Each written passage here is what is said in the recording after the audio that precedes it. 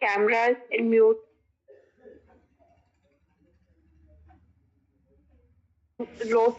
Low and social change. अब जो हमने पहले पुरानी रो क्लासेस में पढ़ा उससे थोड़ा सा रिवाइज कर लेते हैं।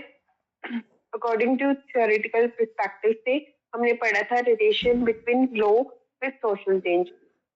लो का सोशल चेंज के साथ क्या रिलेशन है, सोशल चेंज का मीनिंग क्या है, और हमने उसके कुछ एग्जांपल्स पढ़े थे। सोशल चेंज का मीनिंग पढ़ा था कि एक सोशल स्ट्रक्चर, वैल्यूज, इंस्टीट्यूशन और उन सब में ट्रांसफॉर्म होना ही एक सोशल चेंज होता है। अब चेंज इंडिविजुअली भी हो सकता है और एग्जाम्पल जैसे जॉइंट फैमिली न्यूक्लियर फैमिली में कन्वर्ट होनी, वुमेन एम्पावरमेंट लॉज आने, टेक्नोलॉजिकली रिवोल्यूशन होना। फिर हमने नेचर पढ़ा सोशल चेंज का। नेचर यूनिवर्सल होना चाहिए, continuous, multi dimensional, relative, planned और अनप्लान्ड। फिर टाइप्स पढ़े थे सोशल चेंज के, ग्रेजुअल और सडन चेंज।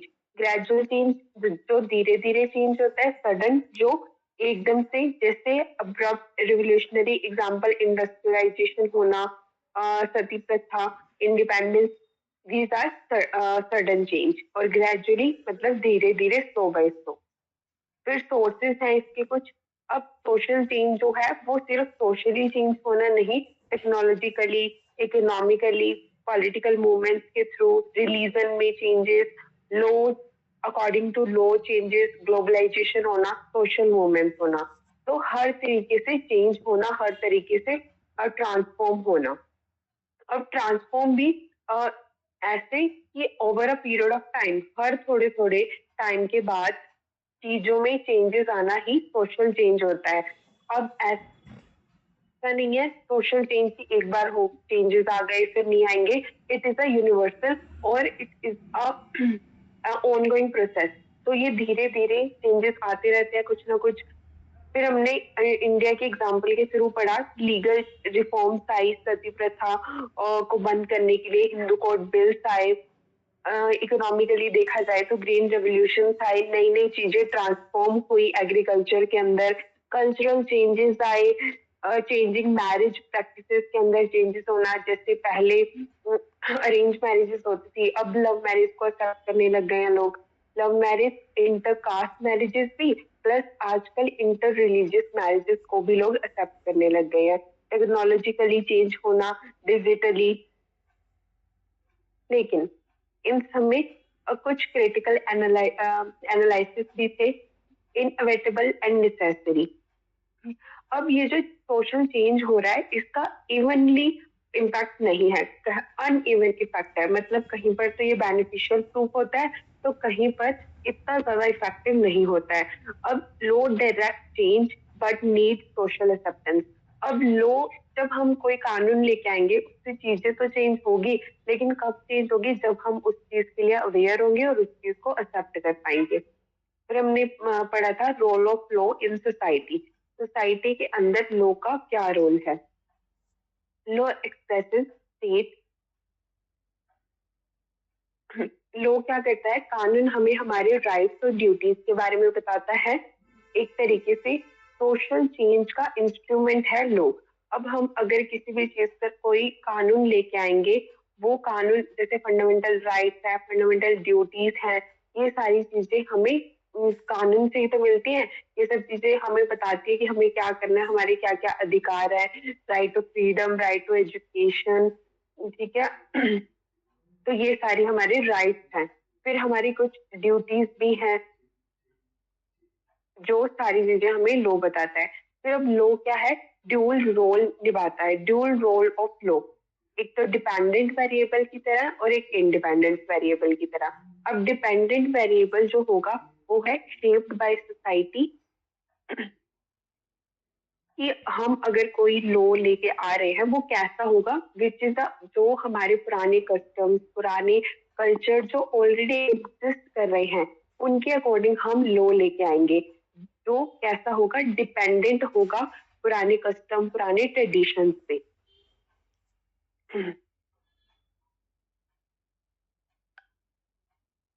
और दूसरा अगर इंडिपेंडेंट को देखें तो इंडिपेंडेंट वेरिएबल जो होता है इंडिपेंडेंट क्या करेगा कि सोसाइटी को एक तरीके से शेप देगा। हम इंडिपेंडेंट लॉज लेकर आएंगे जो सोसाइटी में थोड़ी बहुत चेंजेस लेके आएंगे और उन्हें प्रोग्रेस कराने के लिए।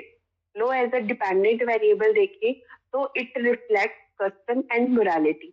अब देखो, अब जो हमारे कस्टम्स है, हमारे ट्रेडिशंस है, उनको देखते हुए हम कुछ लॉज लेकर आएंगे जिसे हम शायद पर्सनल लॉज भी कहते हैं, जैसे हिंदू मैरिज एक्ट, ट्रिपल तलाक एक्ट।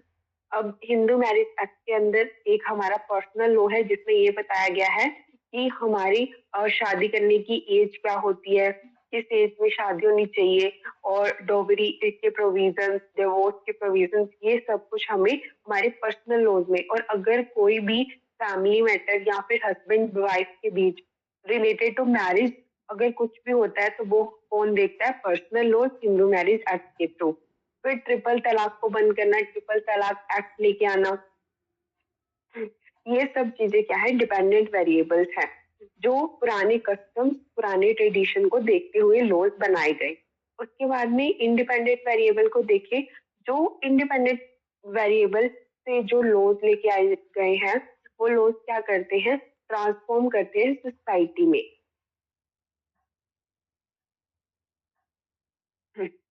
जैसे article 17 RTE, right to education. फिर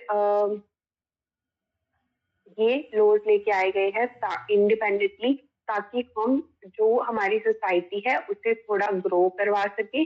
अब इंडिपेंडेंट वेरिएबल्स के थ्रू अगर लॉज लेके आए गए हैं उसमें सिर्फ इतना है कि हम जो हमारे ट्रेडिशंस हैं उसमें हम चेंज नहीं करेंगे, उसकी हम प्रॉपर रिस्पेक्ट करेंगे, बट जो हमारे आउटडेटेड ट्रेडिशंस है उनमें थोड़ा चेंज लेके आएंगे ताकि हमारी सोसाइटी क्या है? प्रोग्रेस कर सके। अब नेक्स्ट हमने पढ़ा था लो एज अ ब्रिज। अब लो ट्रेडिशन और जो चेंज होता है, रिफॉर्म होता है, उसके बीच में एज अ ब्रिज की तरह वर्क करता है, बैलेंस बना के रखता है ट्रेडिशन और रिफॉर्म्स के बीच में। जो क्या करेगा कि हमारे जो पुराने ट्रेडिशंस हैं उन्हें भी प्रिजर्व करके रखेगा, प्लस जो नए आउटडेटेड प्रैक्टिसेस हैं उन्हें चेंज करके नए रिफॉर्म्स लेके आएगा, जिसकी वजह से हमारी सोसाइटी क्या कर सके? प्रोग्रेस कर सके। अब इन सब चीजों के बाद भी कुछ ऐसी लिमिटेशंस है जो लॉज पर लगती है। हमने इतना पढ़ा कि हमारा सोशल चेंज होता क्या है, सोशल चेंज के मीनिंग, उसके कुछ एग्जाम्पल, सोशल चेंज किस तरीके से होता है, फिर उसके टाइप कैसे होते हैं। अब सोशल चेंज होता किस चीज में? It's not just a social change, technologically, economically, political movement, religion, law, globalisation, social movement. इसकी कुछ सोर्सेस, फिर इंडिया के कुछ ऐसे एग्जाम्पल्स देखे हमने, क्रिटिकल एनालिसिस करे, फिर रोल ऑफ लॉ देखा कि क्या रोल है लॉ का, फिर लॉ के ड्यूल रोल्स देखे, एक डिपेंडेंट वेरिएबल की तरह और एक इंडिपेंडेंट वेरिएबल की तरह। तो फिर law as a bridge, law balance बना के रखता है ट्रांसफर और चेंजेस के बीच में। अब इन सब लॉज को लाने के बाद भी कुछ ऐसी लिमिटेशंस है जो अब भी हैं, जैसे नीड अवेयरनेस। अब लॉ तो ले आए हम, नए कानून तो बन गए, लेकिन नए कानून इम्प्लीमेंट कब होंगे? जब हम उन चीजों के बारे में जानेंगे, जब वो सारी चीजों को सोसाइटी एक्सेप्ट कर पाएगी। नए लॉज आ गए, जैसे सती प्रथा को बंद करना, फिर चाइल्ड मैरिज को बंद करना। अब चाइल्ड मैरिज तो रिस्ट्रेन कर रखी है, लेकिन फिर भी काफी सारे ऐसे गांव हैं, छोटे छोटे कस्बे हैं जहाँ पर आज भी चाइल्ड मैरिजेस करवाई जाती हैं। और डॉवरी को बंद करना, लेकिन आज भी काफी जगहों पर दहेज लिया और दिया जाता है, सिर्फ इसलिए क्योंकि लोग अवेयर ही नहीं है इस चीज के लिए।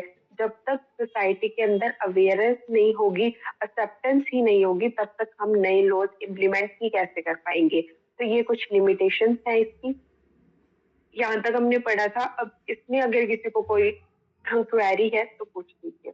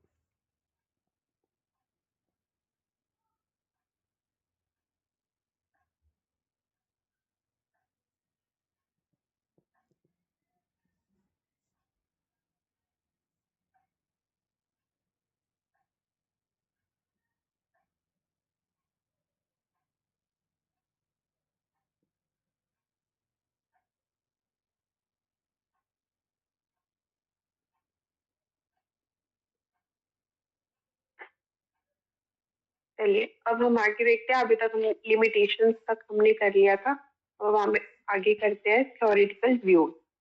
अब कुछ थ्योरेटिकल रिव्यूज है जो जूरिस्ट ने दिए हैं। सबसे पहले हम देखते हैं अमाइल डुर्कheim के law as a collective conscience. Law reflect the collective conscience of society.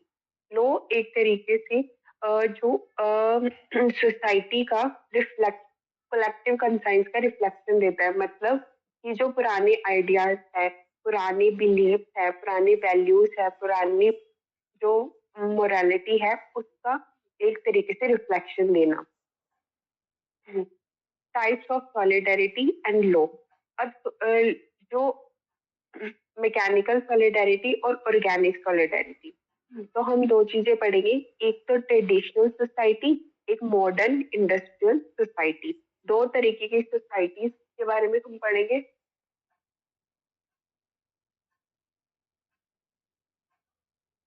एक हमारी मैकेनिकल सोसाइटी और ट्रेडिशनल सोसाइटी, और एक मॉडर्न इंडस्ट्रियल सोसाइटी। अगर हम ट्रेडिशनल सोसाइटी के बारे में पढ़े तो people are similar, bound by kingship, religion and custom. अब जो ट्रेडिशनल सोसाइटी के अकॉर्डिंग मैकेनिकल सॉलिडारिटी में जो लोग हैं वो सिमिलर है, जहां पर एक किंगशिप, किंग का राज, रिलीजन, कस्टम, सब कुछ क्या है, सिमिलर है। Law is repressive, punishes severely to protect conformity. अब लो क्या है, रिप्रेसिव है। और मतलब कि जो पुरानी एंशियंट और मिडिवल लॉ की बात करें तो उसमें हार्श पनिशमेंट दी जाती थी। मतलब जैसा जुर्म वैसी उसकी सजा। और अगर हम मॉडर्न इंडस्ट्रियल सोसाइटी की बात करें तो people are independent due to division of labour. अब लोग क्या है, इंडिपेंडेंट हो चुके हैं। पहले तो सिमिलर चीजें होती थी, एक राजा और बाकी प्रजा। तो जैसे राजा ने बोला वैसे रिलीजन, वैसे कस्टम्स, और जैसी जैसा गुना वैसी उसकी सजा। लेकिन उसके बाद में मॉडर्न और इंडस्ट्रियल सोसाइटी की बात करें तो लोग क्या है, इंडिपेंडेंट है।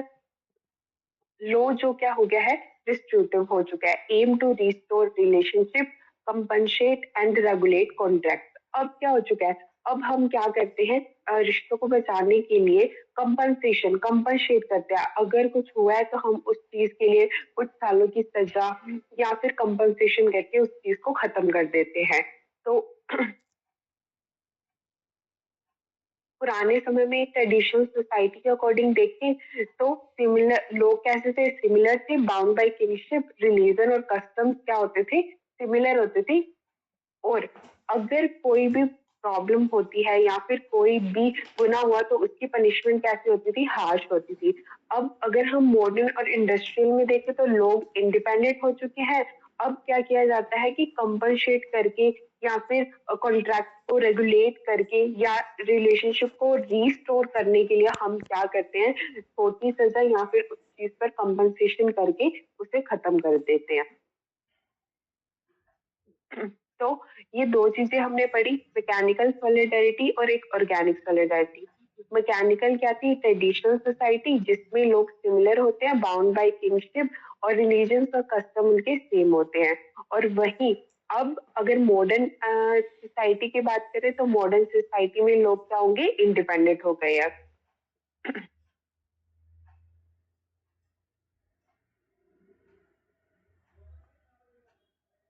अब आगे देखते हैं कार्ल मार्क्स। तो उन्होंने बोला law as a super structure.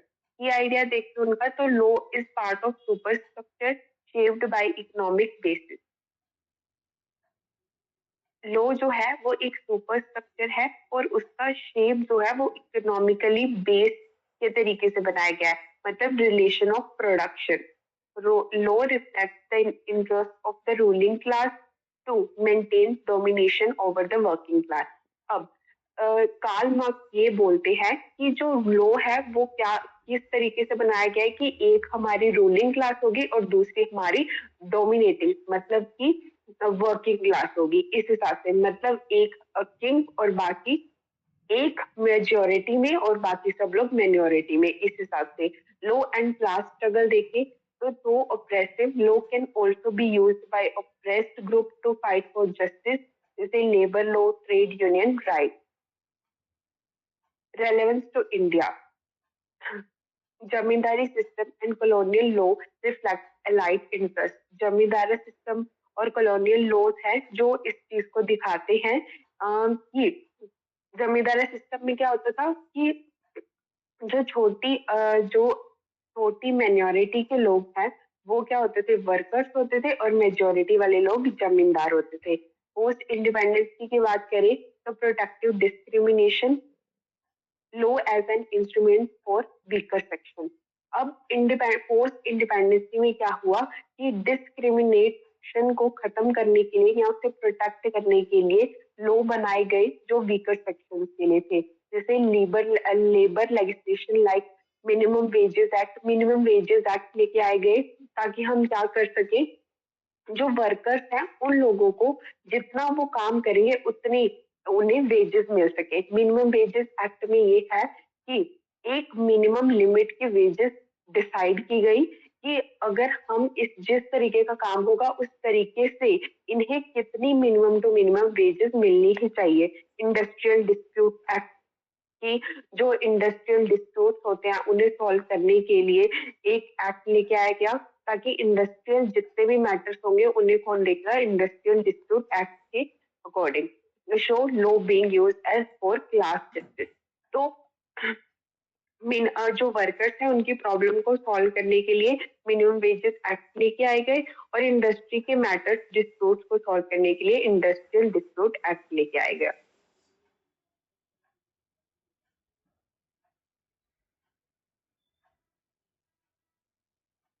ये देखते हैं max weber, rationalization of law. Modern law is ration, calculable, predictable and जो हमारा मॉडर्न लॉ है वो रेशनल है, कैलकुलेबल है और प्रेडिक्टेबल है. Law shift from religious customary authority to formal legal authority. अब जो लॉ मॉडर्न लॉ है वो एक तरीके से रेशनल है, कैलकुलेबल है और पहले से प्रेडिक्ट किया जा सकता है. लॉ जो है वो रिलीजियस और कस्टमरी अथॉरिटी से फॉर्मल लीगल अथॉरिटी में शिफ्ट हो चुका है. लाइक पहले जो लॉज होते थे वो रिलीजन और जो कस्टम्स होते थे उन्हें देखकर बनाए जाते थे. लेकिन अब अगर हम इंडिपेंडेंट वेरिएबल की बात करें तो अब कैसे लॉ बनाए जाते हैं जो सोसाइटी के बिहाफ पे नहीं, सोसाइटी के लिए लॉज बनाए जाते हैं जो ताकि हम जो सोसाइटी है उसे प्रोग्रेस करवा सके. इसलिए फीचर ऑफ मॉडर्न लॉ. अब कुछ फीचर्स है मॉडर्न लॉ के. Written, codified, systemise, applied uniformly, administrated by trained legal professionals. Modern law है वो रिटन है, कोडिफाइड है, जैसे हमारे आईपीसी, सीपीसी और सीआरपीसी कोडिफिकेशन. सिस्टमाइज्ड है, सिस्टमेटिकली इसे बनाया गया है. यूनिफॉर्म लॉज हैं ये और ये ट्रेन लीगल प्रोफेशन से एडमिनिस्ट्रेट करे गए हैं. Relevance to India. अगर हम कोड की बात करें तो आईपीसी जैसे Indian penal code, civil procedure code, constitution, codified और रेशनल सिस्टम. जो ये हमारे कोड्स हैं वो रिटन है, कोडिफाइड है और सिस्टमाइज्ड भी बनाए गए हैं. जुडिशरी अप्लाइज रूल प्रेडिक्टेबली तो still influenced by social realities. जो जुडिशरी है वो ऐसे रूल्स बनाती है जो हमारे लिए बेनिफिशियल भी हो और जिससे मतलब कि जो इक्वालिटी है वो भी बनी रहे.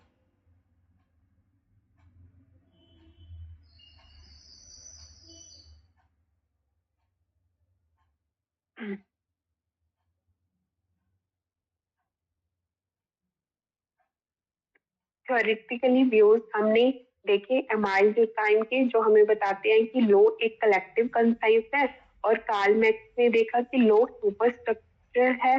थर्ड हमने मैक्स वेबर में देखा कि लो जो है वो रेशनलाइजेशन है, मतलब कि कैलकुलेबल और प्रिडिक्टेबल लॉज है. और हमारे लॉज है कैसे, रिटन. जो हमारे मॉडर्न लॉज है वो कैसे हैं, रिटन है, कोडिफाइड है, सिस्टमेटिकली है, यूनिफॉर्म है. उसके बाद में हम लॉ को पॉइंट में देखें तो लॉ एज सोशल इंजीनियरिंग. अब law should be use as a tool of social engineering, balancing, reconciling competing interest in society. अब सोसाइटी में जो भी हो रहा है, जो भी उनकी प्रॉब्लम्स हैं, उन्हें सॉल्व करने के लिए हम लॉज लेके आते हैं। तो जो क्या है, बैलेंसिंग, सोसाइटी के अंदर बैलेंस बनाने के लिए। टाइप ऑफ इंटरेस्ट देखिए तो individual interest, life, liberty, property, मतलब right to life, right to liberty, right to property. Public interest से देखे तो law and order, health, safety. Social interest से देखे तो इंस्टीट्यूशनली, मैरिज से रिलेटेड, फैमिली से रिलेटेड, इन्वायरमेंट से रिलेटेड, इकोनॉमी से रिलेटेड। अब law role, prevent conflict, promote social welfare, balance interest. Law क्या करता है, कॉन्फ्लिक्ट को प्रिवेंट करता है, कॉन्फ्लिक्ट ना हो, सोशल वेलफेयर को प्रमोट करता है और बैलेंस बना के रखता है। रेलेवेंस टू इंडिया, अगर हम इंडिया में देखें तो इंडिया के अंदर कॉन्स्टिट्यूशनल लॉज हैं जो सोशल, इकोनॉमिक और पॉलिटिकली तीनों के लिए, तीनों के अंदर जस्टिस प्रोवाइड करने के लिए हम कॉन्स्टिट्यूशनल लॉज लेके आए। फिर जुडिशियल एक्टिविज्म, जो क्या प्रोटेक्ट करता है इन्वायरमेंट को, right of poors, women and workers को। इसमें एक केस है MC Mehta versus Union of India का, जो किस बेस पे था, environmental protection through judicial balance. MC Mehta वाले केस में इन्वायरमेंट को प्रोटेक्ट करने के लिए हम ये केस था जिसके अंदर जुडिशियली बैलेंस बनाए रखने के लिए, ताकि अगर with the help of law हम इन्वायरमेंट को प्रोटेक्ट कर सके। नेक्स्ट कोड पैटर्न, जो कहते हैं लो एज इंटीग्रेटिव मैकेनिज्म। जो लो है वो एक इंटीग्रेटिव मैकेनिज्म है। कि आइडिया देखें तो law help maintain the stability, equilibrium of society. Law क्या करता है, मेंटेन करके रखता है, सोसाइटी को स्टेबल रखना है और सोसाइटी को इक्विलिब्रियम, मतलब कि इक्वालिटी पे, बाय इंटीग्रेटिंग इट्स डिफरेंट सब सिस्टम। अलग अलग सोसाइटी के, जैसे इकोनॉमी को बैलेंस करके रखना, पॉलिटिकली, फैमिली, एजुकेशन, हर एक चीज को बैलेंस करके रखने के लिए लो लो बनाए गए हैं। लो इस चीज को मेंटेन रखने के लिए बनाए गए हैं। Law provide rules that coordinate expectation, reduce conflict and preserve order. Law क्या करता है,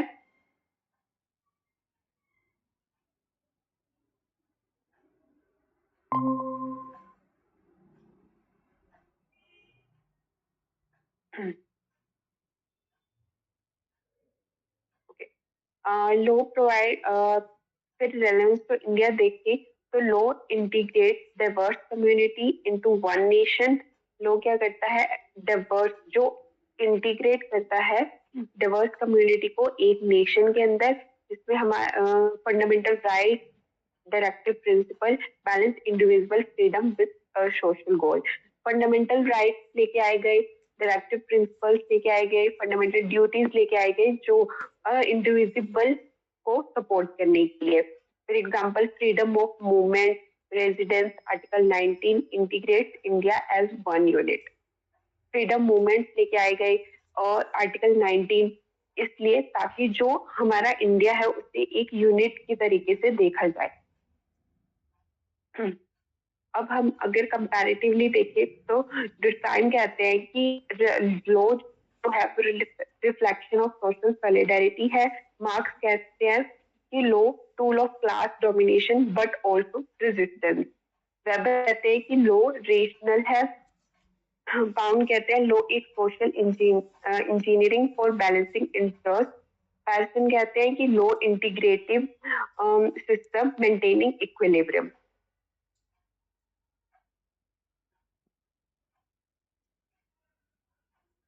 ये हमारे कुछ थ्योरेटिकल पर्सपेक्टिव्स थे जो हमने देखे कि अलग अलग जो जूरिस्ट थे उन्होंने अलग अलग डेफिनेशन दी लॉ के ऊपर, सोशल चेंज के ऊपर।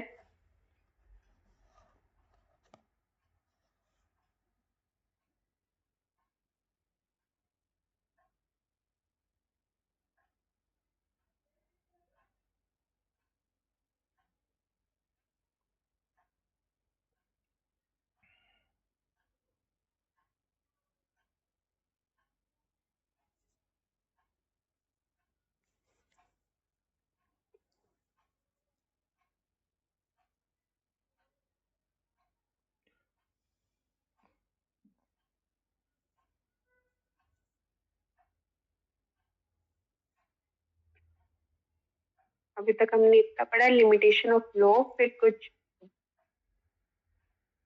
थ्योरेटिकल पर्सपेक्टिव पढ़े, जैसे ड्यूटेम की व्यू, law reflect as a collective conscience mechanically, इसमें हमने पढ़ा मैकेनिकली और ऑर्गेनिक सॉलिडेटरी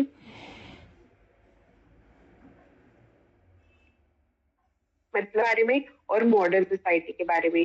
फिर काल के बारे में पढ़ा, उसमें कि लॉ एक सुपर स्ट्रक्चर है जो क्या रिफ्लेक्ट करता है, रूलिंग क्लास इंटरेस्ट, मतलब कि रूलिंग सिस्टम को रिफ्लेक्ट करता है, मेजॉरिटी और माइनॉरिटी को।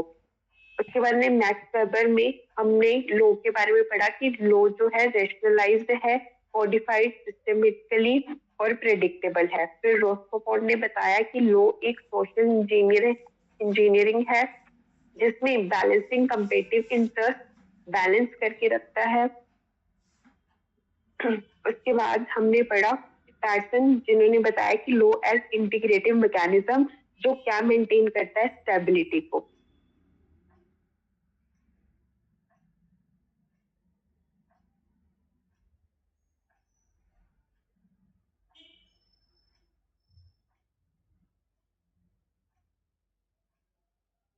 हमने डिफरेंट जूरिस्ट की जो थ्योरेटिकल पर्सपेक्टिव थे उनको पढ़ा। अगर इस चीज में आपको कोई भी क्वेरी हो तो बताइए।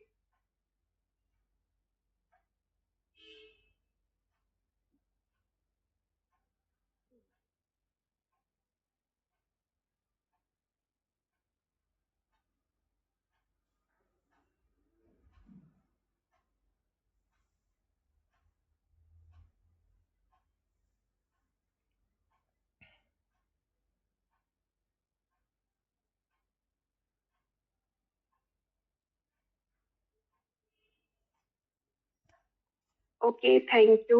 अब कल वाली क्लास में मिलते हैं। अभी जितना भी पढ़ा उसके नोट्स हम आपको ग्रुप में मिल जाएंगे, प्लीज उसे रीड कर लीजिए, और अगर कोई भी क्वेश्चन, कोई भी क्वेरी हो तो आप उससे बता सकते हैं कल। Thank you.